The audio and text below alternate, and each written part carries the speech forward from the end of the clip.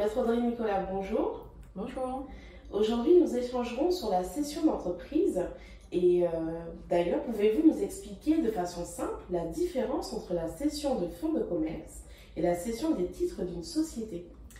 Alors, de façon simple, la cession de fonds de commerce, donc un fonds de commerce, c'est lorsque l'on cède les éléments corporels et incorporels d'une société. Donc, par exemple, le nom, la clientèle, les marchandises, des stocks éventuellement s'il y en a, le droit au bail, alors que lorsqu'on cède les titres d'une société, en fait, on cède la société entière. Alors, l'exemple que l'on peut prendre, par exemple, c'est si on a eu une armoire, on peut choisir de céder une partie de cette armoire-là, ce sera le fonds de commerce, ou de céder l'armoire avec tout ce qu'il y a à l'intérieur, ce sera la cession de titres. D'accord, donc est-il préférable du coup de vendre les titres de sa société ou d'opter plutôt pour une cession de son fonds de commerce? Alors, tout va dépendre en fait de l'objectif poursuivi. Lorsqu'on parle d'entreprise individuelle, on n'a pas tellement de choix possible, puisque lorsqu'on va céder l'actif, on va céder en fait tout ce qui constitue l'entreprise individuelle, donc le fonds de commerce. Lorsqu'on est face à une société, on aura le choix en fait entre céder son fonds de commerce ou céder les titres.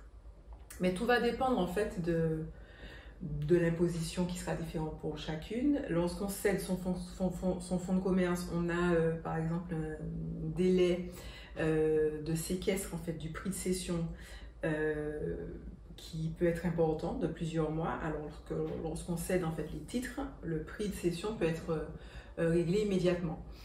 Donc c'est toutes ces options-là qu'il va falloir regarder en fait, au cas par cas pour savoir finalement ce qu'il est préférable de faire entre céder une partie de l'entreprise ou la céder complètement. Très bien, mais si on n'est pas dans ce cas de figure, quelles sont les autres options qui sont possibles?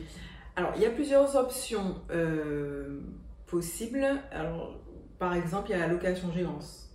La location-gérance dont on pourrait parler éventuellement dans un autre épisode de Minutes Juridiques, qui permet finalement de tester son désir de reprise d'entreprise avant en fait, de devenir complètement propriétaire. Il ne faut pas non plus oublier qu'il y a la possibilité du crédit vendeur, où en fait, lorsqu'il y a une certaine confiance entre le vendeur et le repreneur, on peut en fait différer le paiement d'une partie du prix de cession.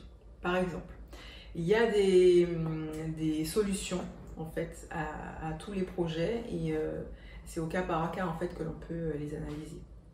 Très bien, Maître Audrey Nicolas, merci pour ces informations concernant la cession d'entreprise. Merci.